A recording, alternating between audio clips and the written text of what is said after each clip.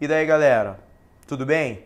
Eu sou o professor Denis Carvalho e vou acompanhar vocês nessa caminhada de preparação para o Exame Nacional do Ensino Médio, o mais conhecido Enem, aqui com o pessoal do Arrase no Enem. E é exatamente isso que a gente espera, que o resultado de vocês seja bem alcançado no final desse ano de 2015 na prova do Exame Nacional do Ensino Médio aqui no Brasil, ok? Bom, eu sou o professor de Filosofia e vou apontar para vocês alguns dos conteúdos importantes para que a gente precise pensar na hora de pensar em realizar a prova do Enem, né?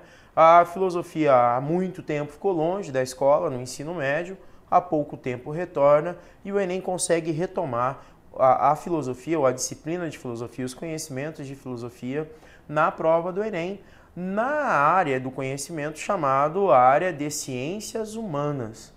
Mas daí você me pergunta aí, professor, como que é avaliado a filosofia na prova do Enem? Ora, como eu já falei, nós temos uma área, a área de conhecimento das ciências humanas, onde nós temos um grupo de 4 disciplinas que compõem essa área, a saber, História, Geografia, Sociologia e Filosofia. Se você entrar lá no site do INEP, você vai perceber que não tem um conteúdo específico para ser avaliado nessa prova, uma vez que o INEP coloca lá as competências e as habilidades a serem cumpridas na prova.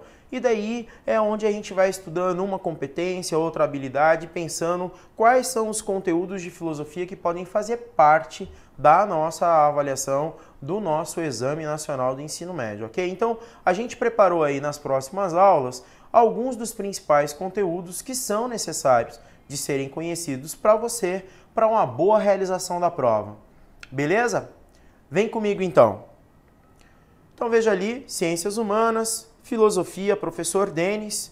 E a primeira coisa que a gente estava comentando é que como é então a filosofia no Exame Nacional do Ensino Médio. Então, como eu já falei para vocês, habilidades e competências. Não existe, como em outras provas, um edital específico dizendo quais são os autores, quais são as obras, qual é o período da filosofia que vai ser avaliado, né, nesse exame, nessa prova, ok? Da filosofia, o que a gente precisa saber então? Então vamos lá, ó. Para situarmos os conhecimentos filosóficos em um contexto histórico, definimos a filosofia com uma palavra de origem grega que expressa a busca pela sabedoria, sendo essa busca definida de diversas formas, porém, sempre visando a verdade na procura da origem das coisas. Então tá aqui, ó. Da onde que vem o termo filosofia? O termo filosofia vem do termo grego filosofia, né? Que na sua tradução literal vai significar amor à sabedoria. Então, nesse sentido, se filosofia significa amor à sabedoria, quem é o filósofo então? O filósofo é o amante do conhecimento, o amante do saber. É por isso então que lá na Grécia Antiga, os primeiros pensadores que tentaram transformar o pensamento do homem, que antes era mítico, religioso, cosmogônico, em um pensamento cosmológico, é também chamado de filósofo. Mas de onde que veio essa palavra? Quem foi o primeiro pensador que, de alguma forma, estabeleceu essa conexão de amor à sabedoria ou coisa parecida? Então veja ali, ó. Se nós levarmos em consideração que a filosofia é um amor à sabedoria, como que a gente pode tentar traduzi-lo numa realidade mais próxima da gente? Tá ali, ó. É o estudo de problemas fundamentais relacionados à existência, ao conhecimento, à verdade, aos valores morais, estéticos, mente e linguagem. Peraí, deixa eu limpar tudo isso aqui para ficar mais fácil da gente compreender o que a filosofia, em que sentido a filosofia vai nos auxiliar. Porque o que a gente tem que pensar é o seguinte, apesar da gente estar trocando uma ideia aqui de filosofia para a sua realização da prova do Enem, creio que o Enem ele possibilita que a filosofia seja buscada muito mais além do que aquilo que a prova te desafia. A ideia do Enem é exatamente essa. pouco vai ser perguntado, por exemplo, na prova do Enem, o que é ética, o que é filosofia, o que é teoria do conhecimento, mas normalmente é perguntado assim, ora, se você já sabe o que é ética, dada tal situação, como que você pode solucionar esse problema? Então, a filosofia é proposta para a gente na prova do Enem e automaticamente para quem já terminou o ensino médio, quem está terminando o ensino médio, como uma tentativa de buscar soluções para os problemas que nós vivemos na nossa sociedade, no nosso dia a dia, no nosso cotidiano. E como que a filosofia consegue chegar a gente, consegue chegar a nós dentro do nosso cotidiano? Veja ali, ó, problemas fundamentais. O que seriam fundamentais? Da fundamentação, da onde que ele vem, para onde que ele vai, por que que ele existe ou coisa parecida. Então tá ali, ó, relacionado à nossa existência, ao conhecimento, à forma com que a gente conhece as coisas, à verdade, aos valores morais, e aqui quando a gente está falando de valores morais, não podemos nos esquecer também da ética, né? Aos valores estéticos, à mente e à linguagem. Automaticamente você vai perceber que essa divisão aqui também, esses itens, que vão ser os critérios utilizados para a gente poder dividir a história da filosofia e as linhas do estudo da filosofia. Ok? Vamos seguir em frente? Então pega aí, ó. Uma vez que a gente já sabe isso aqui, passemos. Uma curiosidade bastante interessante. Normalmente, a coruja, ela representa o símbolo do filósofo ou o símbolo da atitude filosófica. Ora, por quê? Porque a coruja, como ela consegue virar ali o seu pescoço de tal forma que ela consegue ampliar o seu poder de visibilidade, como está escrito aqui, ó, uma visão ampla. Então, só uma curiosidade aqui, a coruja é o símbolo da atitude filosófica, né? Então, ó, assim como a ave, o filósofo deve buscar ter uma visão ampla das coisas ou os conceitos que o cercam. E o que seria ter uma visão ampla, gente? Ter uma visão ampla significa a gente não ficar com uma viseira, né, com o nosso olhar tapado, a tal ponto de não conseguirmos pensar de uma forma diferente da forma com que a gente está pensando. Ter uma visão ampla é conseguir se colocar na posição do outro a partir do argumento diferente que ele está te colocando.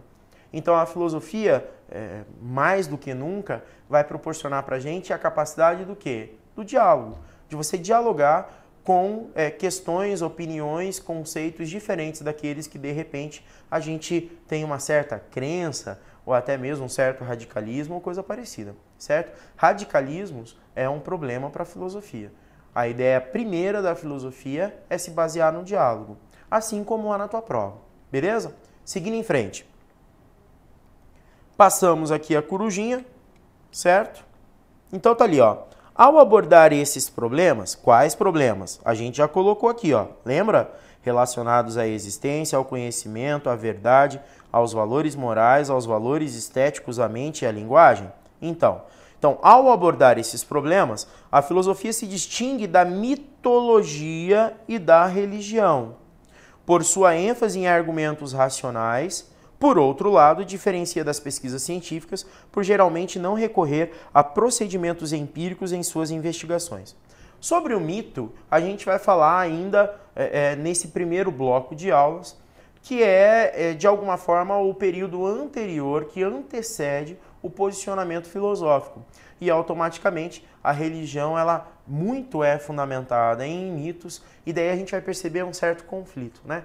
A filosofia de um lado tentando explicar de uma forma racional os fenômenos do homem e da natureza, e de outro lado o mito baseado no seu fundamento religioso, tentando explicar de uma forma mítica como que se deu os fenômenos naturais, o surgimento do homem e da natureza, ok? Seguindo lá. Então, qual vai ser a principal característica da filosofia? Se eu já disse que a ideia da filosofia é você não ficar preso a apenas uma opinião. Se nós já vimos que a filosofia ela é uma transição, ela é uma postura de passagem da cultura mítica para uma cultura racional, certo? Se o radicalismo, se os fundamentalismos de alguma forma não fazem parte da filosofia, qual seria o principal ingrediente, a principal característica da filosofia? Ora, a principal característica da filosofia é a capacidade de indagar, é a capacidade de se questionar, é o questionamento. Você já parou para pensar o porquê de muitas das suas atitudes, das suas crenças, da sua forma de pensar, do seu jeito de agir e tudo mais? Muito provavelmente não. Ora, por quê? Porque a gente acaba vindo, se comportando, pensando ou agindo conforme o grupo social que a gente faz parte, conforme o grupo de amigos, conforme a religião que a gente tem e tudo mais. A filosofia quer mexer com isso. A filosofia, de fato, num primeiro momento, ela tenta causar um incômodo. Mas não um incômodo no sentido de atrapalhar, não, ao contrário. Mas um incômodo da gente sair da nossa zona de conforto e parar para pensar de uma forma mais fundamentada sobre um ou outro assunto. E daí, lógico que normalmente a filosofia aparece nos temas mais polêmicos, né? Se a gente pensar em política, se a gente pensar em aborto, se a gente pensar em ações violentas de terrorismos e tudo mais, você vai perceber que a filosofia, ela com certeza cumpre o seu papel na hora de parar para pensar e falar assim, mas espera aí, o que é o certo, o que é o errado? Por que eu devo fazer, por que eu não devo fazer? Por que eu estou fazendo? Por que eu penso assim? Então, por isso, o questionamento se configura como a principal característica da filosofia, ok? Seguimos? Vamos em frente? Então, veja lá. Como a gente já falou anteriormente, vários são os critérios que são utilizados na hora de abordar a filosofia, certo? Então, a partir daqueles critérios, a gente vai se deparar com uma certa divisão da filosofia ou dos estudos filosóficos, que seriam, primeiramente, a ontologia e a metafísica. Então, veja ali, ó, estudo da questão do ser. Uma outra parte da filosofia seria a lógica, estudo das regras e formas de expressar um pensamento primando pela verificação da verdade ou falsidade. E num terceiro momento aqui, a epistemologia. Posso dizer para vocês que essas são as três partes fundantes da filosofia. Primeiro, o que é o homem? A questão do ser. Por que é o homem que filosofa? Até que ponto a racionalidade do homem dá a ele essa condição de ser filósofo e tudo mais? Num segundo momento, a lógica. Como o homem pensa? Como estruturar um argumento? Como estruturar uma ideia, um conceito?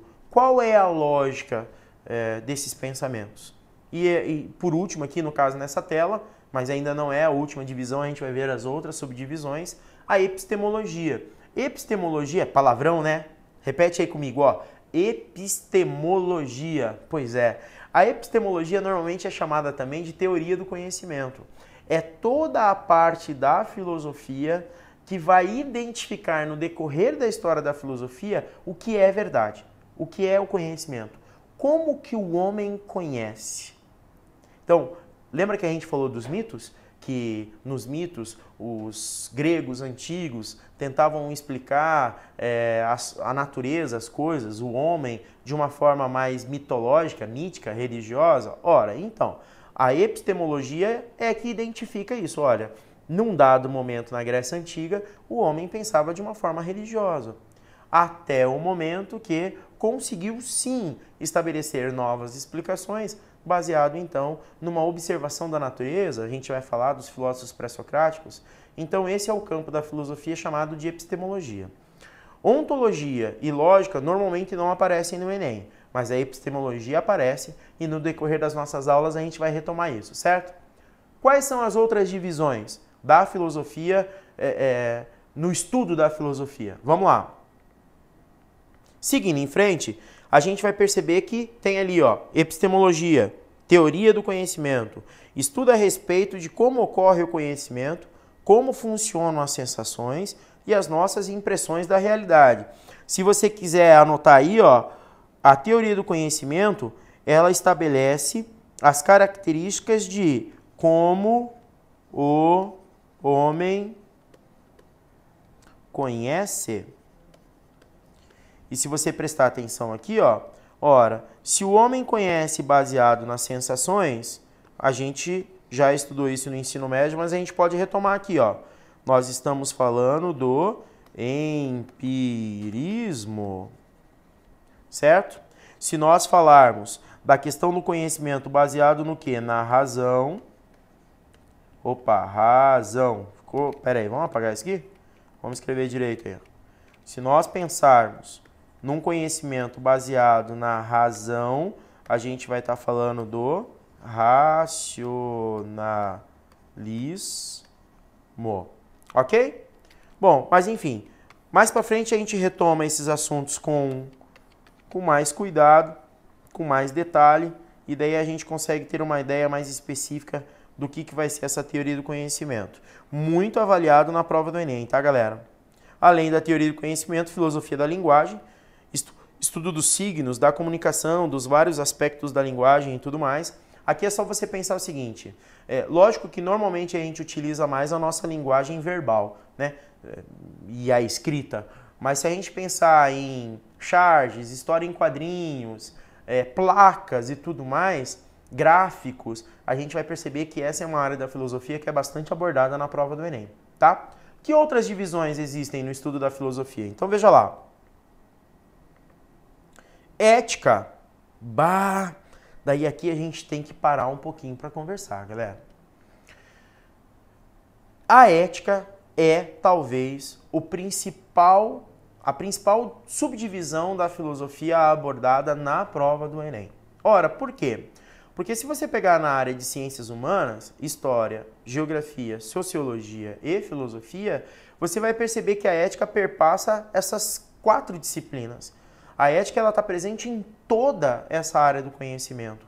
E até se você entrar lá nas matrizes de habilidades e competências do INEP, que eles publicaram para você poder estudar para o Enem, você vai perceber que tem várias habilidades lá que dizem, olha, analisar a importância da ética, fora analisar a questão da política, a gente ainda vai ver isso. Então, assim, tomem cuidado, tá? Esse é um tema que todo ano, recorrentemente, aparece na prova do Enem, tá? E não é uma questão difícil, não são questões difíceis. Por quê? Normalmente, o Enem não te pergunta o que é. O que é a ética para Maquiavel? O que é a ética para Aristóteles? O que é a ética para Platão? Não. Normalmente ele já te dá o conceito.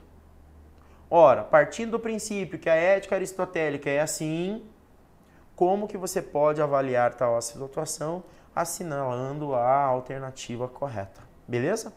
Então esse é um tema bem gostoso. A gente também vai ver aí na caminhada. Você está percebendo que hoje é só uma aula de introdução, né? Eu vou despejar em vocês as características gerais da filosofia para que daí na próxima aula a gente comece a caminhar de fato por cada uma dessas áreas. Combinado? Seguindo na subdivisão da filosofia.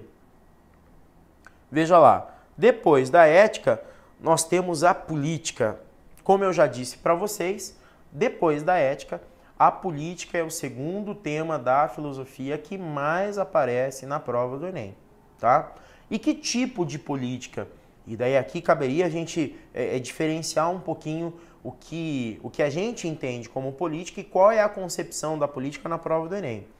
A concepção da política na prova do Enem, ela é muito mais ligada à ação cidadã, a ação do indivíduo na cidade em que ele mora, na polis em que ele está inserido. Então você vai perceber que pouco vai se falar de governos, de nomes de políticos, de atitudes de políticos e tudo mais, mas muito mais de se pensar em quais são as características corretas da execução de uma cidadania, de uma democracia, de uma liberdade de expressão dentro de uma sociedade. Tá? Uma vez que o Brasil é uma sociedade democrática, muito vai se perguntar acerca de quais são as características da política de uma sociedade democrática.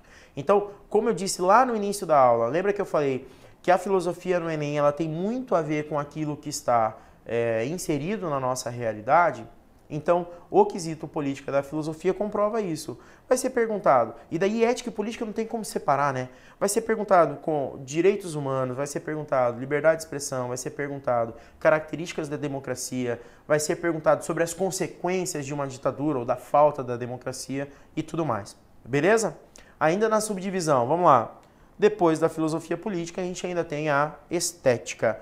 Você já ouviu falar nesse termo? Estética? Muito provavelmente já. Vindo para gravar aqui a aula para vocês, eu acabei de passar ali pelo Centro de Estética da Dirce. Muito provavelmente a Dirce deve ser lá uma esteticista, uma cabeleireira que abriu um salão chamado Centro de Beleza e ao invés de colocar Centro de Beleza, colocou lá Centro de Estética, certo? A estética da filosofia não é bem a estética lá do Centro de Estética, apesar de ter uma correlação. Qual é a correlação? Tanto a estética da filosofia como a estética do Centro de Estética está relacionado ao belo ou à beleza, ok? Tudo bem que a estética da filosofia vai ser o quê? Tentar conceituar a manifestação artística, tentar conceituar o que é o belo, tentar conceituar o que é a arte, né? No caso do Centro de Estética, normalmente quando a pessoa se dirige até um centro de estética, a ideia é melhorar, né? Melhorar a cara, melhorar o cabelo, fazer uma maquiagem, uma limpeza de pele, coisa parecida. Então veja, tem a ver também com a beleza, só que daí a gente vai ter que distinguir essas duas belezas. Uma beleza conceitual, estética, filosófica e uma beleza sensorial, né? Vista aos nossos olhos. Beleza? Olha lá, muita introdução hoje, né? Porém, galera, a filosofia ela não é uma coisa tão despreocupada. Apesar de aparecer aqui, ó, o nosso filósofo Tales de Mileto, que ele e o Pitágoras, há uma divisão aí na filosofia. São os dois filósofos que normalmente a quem é atribuído o surgimento do nome filosofia, amor à sabedoria, ou amante da sabedoria, ao filósofo, está demonstrando aqui uma atitude dele um tanto quanto contemplativa, e por ser contemplativa, veja aqui o comentário que é feito, né? Uma postura distraída, né? Olha lá. A charge do filósofo distraído refere-se a Tales de Mileto e expressa a ideia do filósofo como uma pessoa tão contemplativa que esquece da realidade ao seu redor. Veja, na verdade, isso nada mais passa de um preconceito.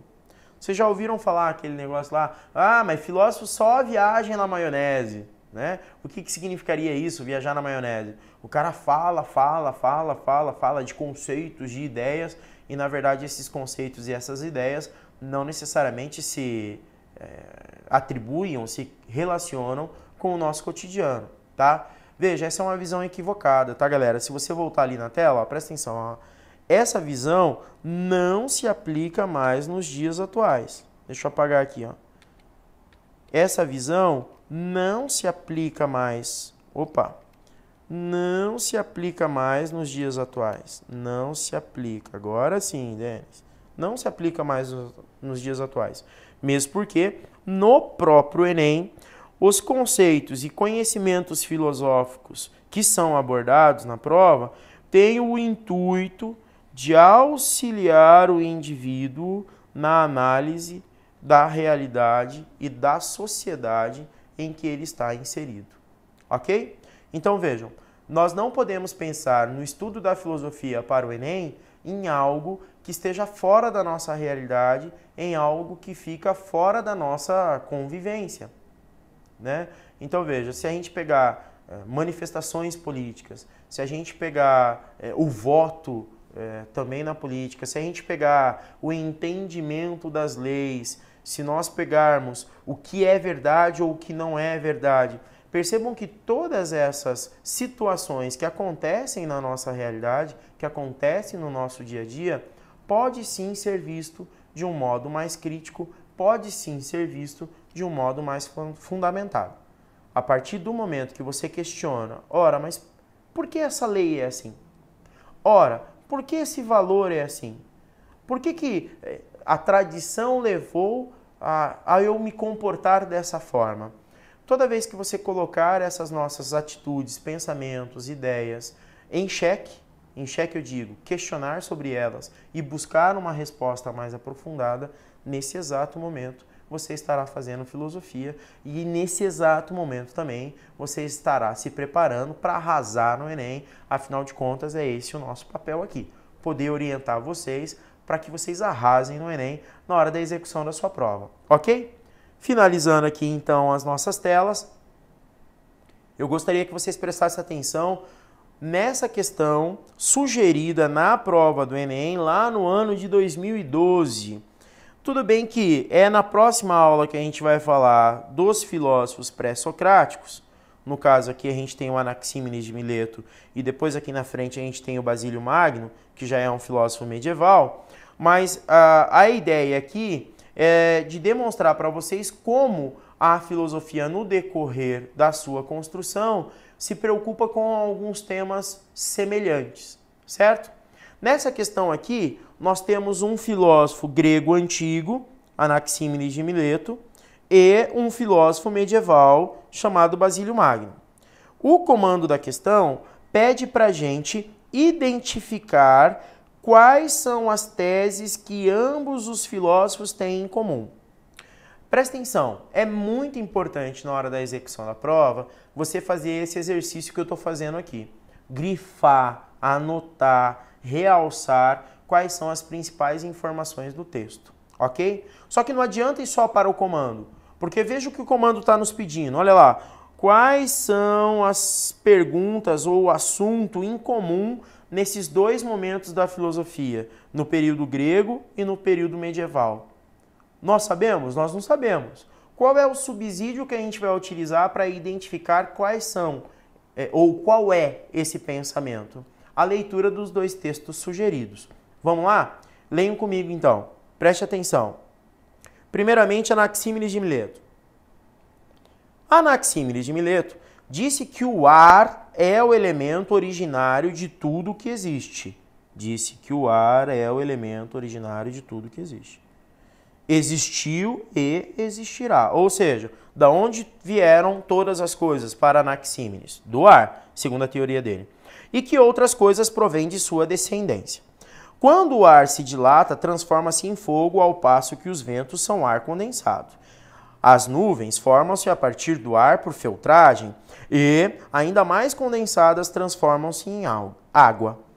A água, quando mais condensada, transforma-se em terra e, quando condensada ao máximo possível, transforma-se em pedras. Ok? Vamos para o próximo texto. Próximo texto do Basílio Magno. Então, ó, Basílio Magno, filósofo medieval, escreveu: Deus como criador de todas as coisas. Não sei não, hein? Acho que a gente já pegou aqui qual é a mesma ideia dos textos. Olha aqui, ó, elemento originário, Deus como criador. Mas vamos seguir no texto.